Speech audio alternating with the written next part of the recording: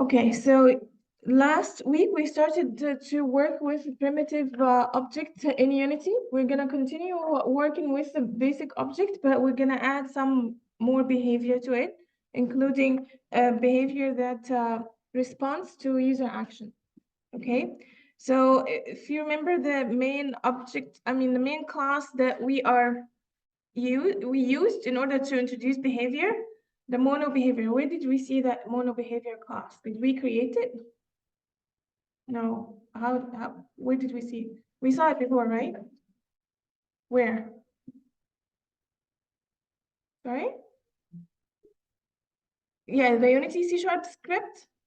Yeah. So when you create a Unity C# script, it automatically inherits from mono behavior. Okay. So if you look at the documentation of that class, as it says, mono behavior is the base class. You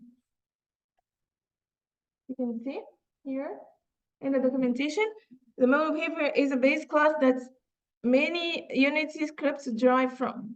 Okay, what is the main things that we derive from? Like, in addition to important properties, we can actually look at it here when we go to the page, the documentation page here. We can see that there are some properties. Okay, so when we search for something like game object, now game object is everything we introduce, like all the objects that are in the scene are inherit from game object. Okay, and that's the second central type of class that we need to work with. But the game object and mono behavior have to interact with each other. So the behavior, you add the behavior to an object, right? So there has to be some association there, right? Remember the association? Okay, so we need to have some sort of access to the game object, and we can do that through a property called game object, but with a small g. Now we can always look at all the possibilities there. There are some methods inherited from even higher, a parent that is higher up in the hierarchy. So the game object is inherited from where? So the mono behavior itself is a child of something called behavior. Okay, so that behavior has a reference to a game object. So game object with capital G is the name of the class. Game object with small g is the reference that points to it. When we associate a behavior to an object, we can access it through that game object property. Okay.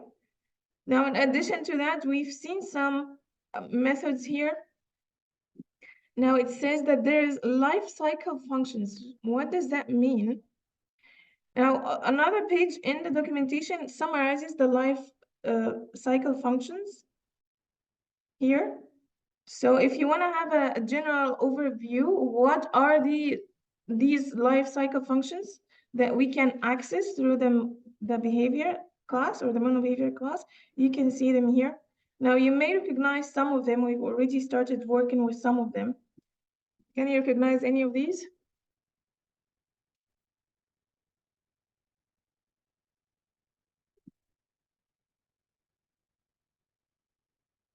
Okay. So see, these are the parts that happen in the beginning. Okay. So can you recognize any of these? We've seen the start function before, right? We've seen the start function that is called only once before the first frame. And then we also seen the update function, right? That is called before every frame, when every frame updates. Okay, so this is the category of the game logic. So you should put the game logic somewhere here, most commonly in the update function. Okay, when you have some initialization of something that happens only once, you need to put it somewhere here. Okay, usually it's a start. If you need it before the start, you can put it in awake. Okay, but we also have the physics functions, like on collision. That's something that we're gonna work with today. And we have the input events. So input events should be familiar to you, the concept itself. You worked with events when you worked with JavaScript, right? So the concept of an event, when you have a function that has on something, on event, so what does, like conceptually, what is this method supposed to be? There is a general name for that. Is it the listener, right?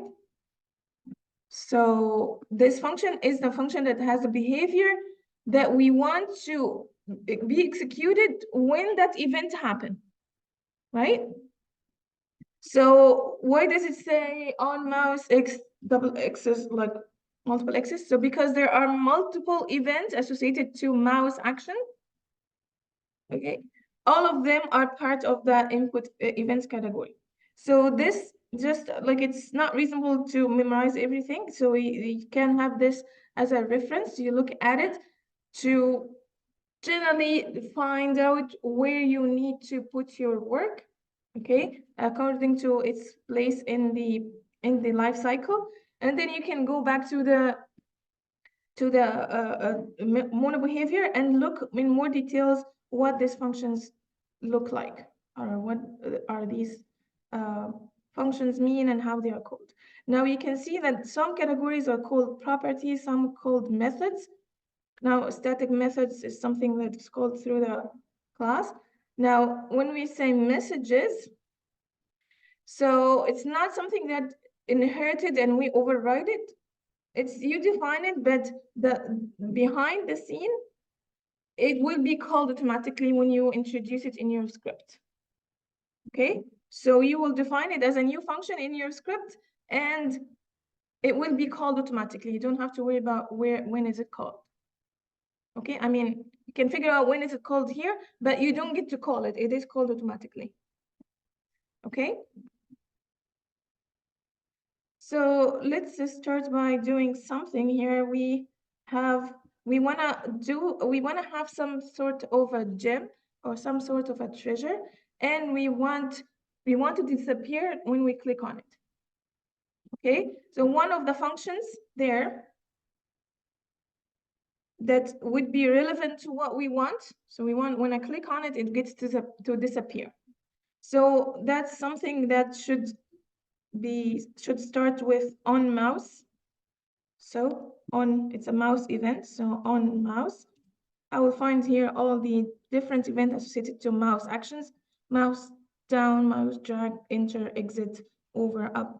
Okay, so if I want a click, so I want to respond to a click, so mouse down would be a good place to go.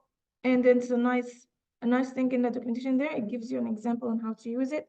And we are lucky enough that the example actually is what we want to do. Okay, so you see here, we just define the on mouse down, and inside we can call the destroy function, which is one of the functions in the life cycle, which come at the very end when you just want to remove it altogether. Okay, so, and the game object is the reference to the game object associated to this behavior class. So pretty much we created a script associated to a game object, and when we say destroy game object like this, we ask the object to destroy itself, which is pretty much disappear from the script. Okay, now let's go and try this out here. So first I'm gonna have a ground, so I'm gonna add a plane. Okay, so let me call it ground.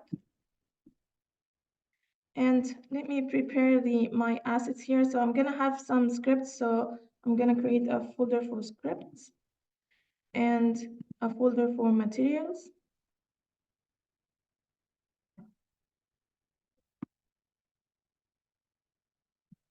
I want the folder first.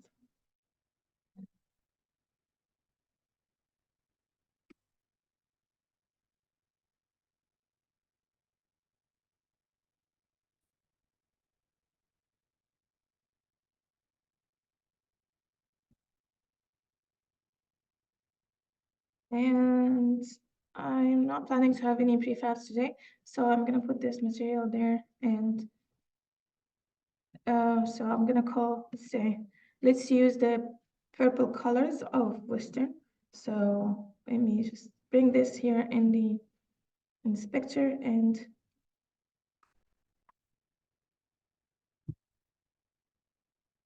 go to this pink to blue category and somewhat color close to Western. Okay. All right, now we try to add the material to the object through the hierarchy. We can also add it, like we can just drop it in on the object itself in the scene. Okay, and it's a little bit small, so let's just increase the size of the ground a little bit so that we can have enough space to add some objects. All right. Okay, now you see this is the default view background of the camera is this sky view. We can change that too. So we can go to the main camera here and choose here the background. So right now it's a sky box. I can just change that to say solid color, and then I can choose the color. Okay. So I'm gonna keep this. I had the screenshots with the default background, but I'll keep this just for the sake of a change. All right. Now let's have the treasure we could try to collect. So just the basic sphere for now. Okay. And eventually I'm gonna make it fall from the sky. So I'm gonna make it like high up a little bit like this. So let me call this gem. Okay. So now I want when I click on this sphere, I want it to disappear. Okay. So I need to add some behavior. Okay. So I'm gonna go to the scripts, add a new C# script. So I'm gonna call this gem behavior.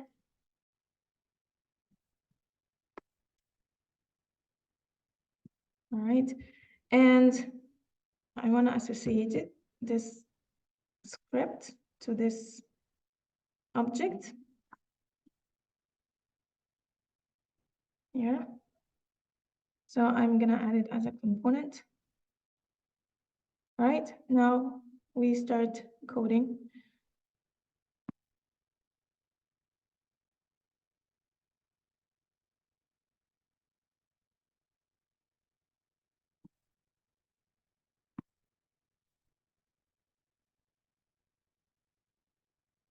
All right, so now I don't want to start or update. I want a behavior that would be executed on mouse down. So I'm just gonna add a function on mouse down.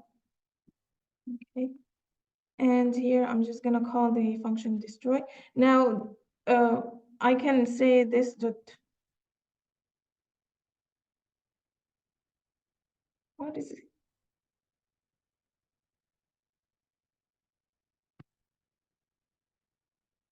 Okay, so now I can say destroy. Now I know, now you see, because this is a very common thing, you see the suggestion always makes it faster. Now, if I don't remember how it is spelled or I don't remember the name, I can always use this keyword to refer to objects that already exist or functions that already exist. Okay. Now let's see how is this gonna work when we run it.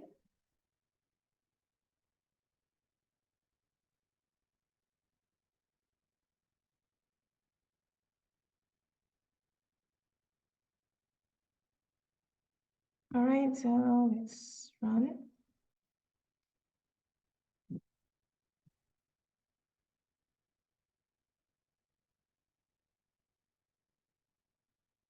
Okay, so there you go.